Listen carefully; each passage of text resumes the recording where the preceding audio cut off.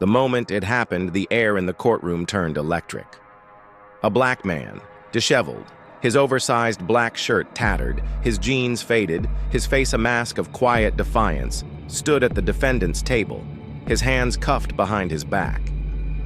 Sergeant Nolan, the officer who had arrested him, sat smugly in the witness box, his pale blue uniform crisp, his chest puffed with authority. To anyone watching, this was just another routine case. Another black man accused of resisting arrest. Another officer playing the hero. Another judge, another gavel, another predictable outcome.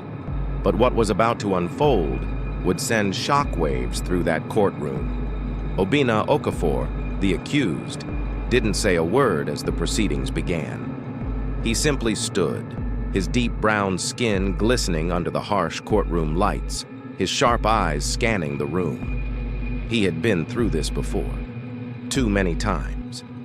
He knew exactly how it would go, until something happened that he never expected. "Prosecution may proceed," Judge Nathaniel Reeves announced. His deep voice carried an air of authority, but there was something beneath it, something unsettled. He peered at the defendant, his eyes narrowing slightly, but no one paid it much mind. Not yet. The prosecutor, a sharp-looking woman in her mid-30s, strode to the center of the room. "Sergeant Nolan, can you walk us through the events of the night in question?" Nolan nodded, his smirk barely concealed. "Yes, ma'am. I was conducting my usual patrol when I spotted the suspect." "Defendant," the defense attorney cut in. Nolan barely spared him a glance. "The defendant, loitering outside a convenience store. I approached him to ask what he was doing. He immediately became hostile, raised his voice, started cursing at me. When I attempted to conduct a standard search, he pulled away aggressively." He turned to the judge. "At that point, I had no choice but to restrain him." Judge Reeves listened carefully, his fingers steepled, his expression unreadable. The prosecutor nodded. "And you're saying the defendant resisted you?" "Yes." Nolan's voice was firm. "He tried to flee. I had to subdue him for both my safety and his." The defense attorney stood. "Your Honor, permission to present Exhibit A?" "Proceed," Judge Reeves said. The attorney nodded at the bailiff, who wheeled over a television. The room darkened as the screen flickered to life. Security footage played. The entire courtroom leaned in. Obinna was standing outside the convenience store, hands in his pockets. A patrol car pulled up. Nolan stepped out, approached him, and, within seconds, shoved him against the wall. No conversation. No escalation. Just instant aggression. Gasps rippled through the courtroom. Obinna never raised his voice, never cursed, never resisted. Sergeant Nolan had lied. Judge Reeves's jaw tightened. The prosecutor turned sharply to the officer. "Sergeant Nolan, do you have an explanation for this?" Nolan shifted in his seat. "The footage doesn't show what happened before." The defense attorney cut in. "It shows everything, officer. You lied." The courtroom buzzed. But the real moment, the moment that changed everything, was still to come. Judge Reeves turned his attention to Obinna. His stare lingered. And then, something flickered across his face. Recognition. The courtroom fell silent. "Mr. Okafor," the judge said, his voice quieter now. "Do you remember me?" Obinna hesitated. His eyes flickered with something. Confusion, then realization. His breath hitched. The prosecutor frowned. The defense attorney leaned forward. Nolan's face turned pale. "I remember you," the judge said, his voice carrying weight, his expression unreadable. Sergeant Nolan swallowed hard. The courtroom was no longer just a courtroom. It was something else, something deeper. The judge sat back, studying Obinna with an intensity that made the air thick. "You don't recognize me, do you?" Obinna's lips parted slightly, his fingers curled into fists. Then it hit him, like a rush of cold air to the chest. 25 years ago, a different courtroom, a different judge, a different life. Obinna was just a boy then. A boy standing in front of a judge, trembling, his mother clutching his hand as the judge sentenced his father to 20 years in prison. And that judge had been this man's father, the same last name, the same cold stare. Judge Reeves was the son of the man who had torn his family apart. Obina's body stiffened. The air in the room was suffocating now. Judge Reeves inhaled slowly, pressing his fingertips together. His voice, when he spoke, was measured, but something dark lurked beneath it. "Bailiff," he said, "remove the defendant's cuffs." Nolan shot up. "Your Honor." The judge silenced him with a single look. "Now." The bailiff hesitated, then obeyed. The cuffs fell from Obina's wrists. He flexed his fingers, rubbing at the red marks left behind. Nolan's hands curled into fists. "This is highly irregular, Your Honor." The judge turned his gaze to him. "Irregular? You mean like falsifying a police report? Like lying under oath?" The courtroom gasped again. Nolan's nostrils flared.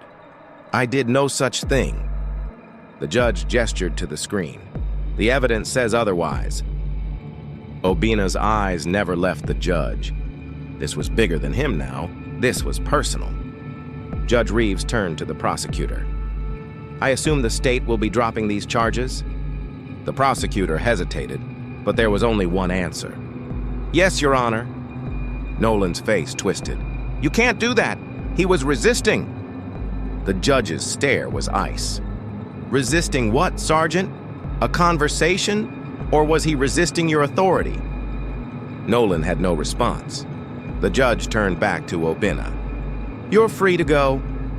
Obina exhaled slowly, the weight on his shoulders lifting, but the tension in the air did not break, because he knew something. The look in Judge Reeves's eyes wasn't just recognition. It was guilt. A memory passed between them. A memory that stretched back decades. A memory neither of them could ignore. As Obina turned to leave, Judge Reeves called out one final sentence. "Mr. Okafor, we need to talk." And in that moment, Obina realized this wasn't the end. It was just the beginning. Obina froze at the doorway. The words hung heavy in the air. "We need to talk." The same judge whose father had sentenced his own to prison now wanted a private conversation. The tension in the courtroom was unbearable. The silence like a vacuum sucking the air from the room. Sergeant Nolan's fists were clenched so tight his knuckles turned white.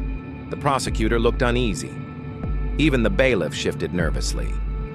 Obina turned slowly, locking eyes with Judge Reeves.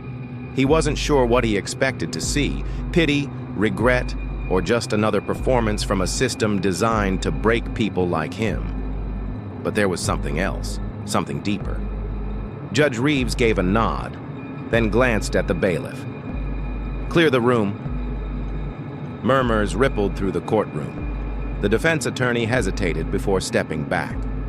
The prosecutor shot one last glare at Sergeant Nolan before leaving. One by one, people filed out, their eyes darting between the judge and the man he had just freed. Only 3 remained: Obina, Judge Reeves, Sergeant Nolan, who refused to leave. "This isn't over," Nolan spat, his face twisted with barely contained rage. The judge sighed, rubbing his temples before turning his sharp gaze on the officer. "Oh, it's very much over, Sergeant." Nolan sneered. "You think you can just wave your hand and undo what happened? You let a criminal walk free. You let him—" The judge stood. His presence was commanding even without the robe. His expression locked in cold authority. "If you don't walk out of this room right now, Sergeant, you won't have a job by tomorrow morning." Obina could see it in Nolan's face, the realization that he had lost, that the power he had taken for granted was slipping through his fingers. The officer exhaled sharply, eyes burning with hatred before storming out. And now there were 2. Judge Reeves walked from the bench, stepping down onto the courtroom floor. Up close, he seemed tired, worn out in a way no amount of sleep could fix. "You do remember me?" Obinna finally said. It wasn't a question. The judge nodded. I remember your father. A wave of old pain hit Obinna like a punch to the chest. You were there that day. The judge exhaled slowly. I was a kid, but I was in the courtroom. My father was the one who handed down the sentence. Obinna clenched his jaw. The past was a wound that had never healed. His father, dragged away in cuffs. His mother screaming, collapsing onto the floor as the verdict echoed in her ears. I knew who you were the moment I saw your name on the case file, the judge admitted. And when you stood there today, it hit me. Obinna's fists tightened. What do you want from me? The judge shook his head.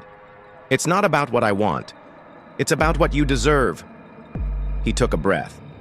I went back through the case. Your father's case. Obinna's chest tightened.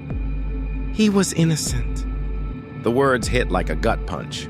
Obinna staggered slightly, gripping the edge of the table for support. He knew it deep down, but hearing it from the son of the man who had condemned his father made it feel like fresh pain all over again. They framed him, the judge continued. Fabricated evidence, coerced witnesses. It was a system designed to break black men. And my father, he played his role perfectly. Obinna's voice was low, dangerous.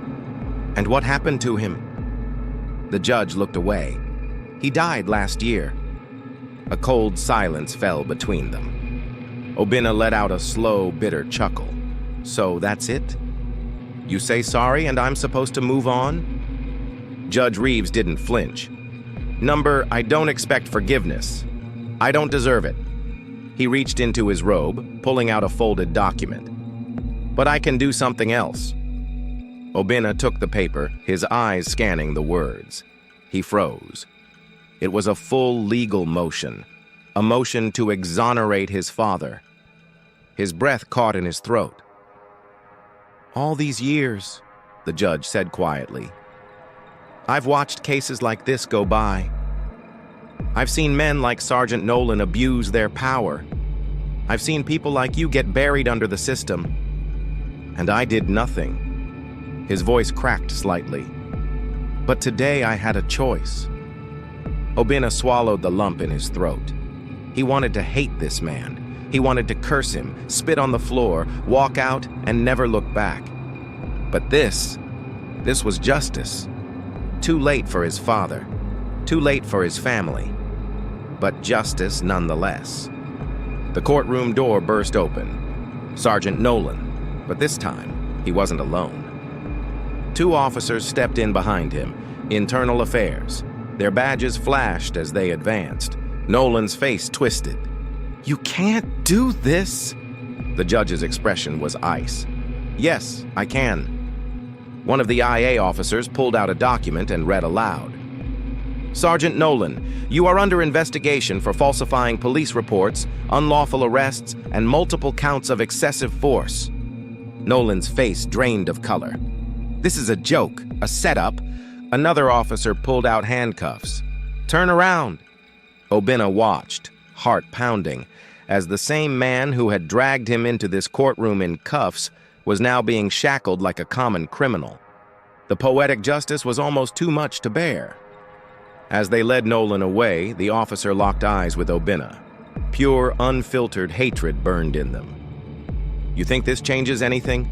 Nolan snarled. You think this system works for you now? Obinna didn't answer. He just watched. The door slammed shut behind them. Silence. Judge Reeves let out a long, slow breath. He looked at Obinna. This doesn't undo what happened to your father. It doesn't undo the years you lost. Obinna stared at the legal document still clutched in his hands. No, he said softly, but it's a start. He turned, heading for the door. But just as he reached it, he stopped, looked back. Judge Reeves stood there, watching him. Obinna met his eyes one last time, and then, without another word, he walked out. Free. This time, truly free. and for the first time in his life, the weight on his shoulders felt just a little bit lighter.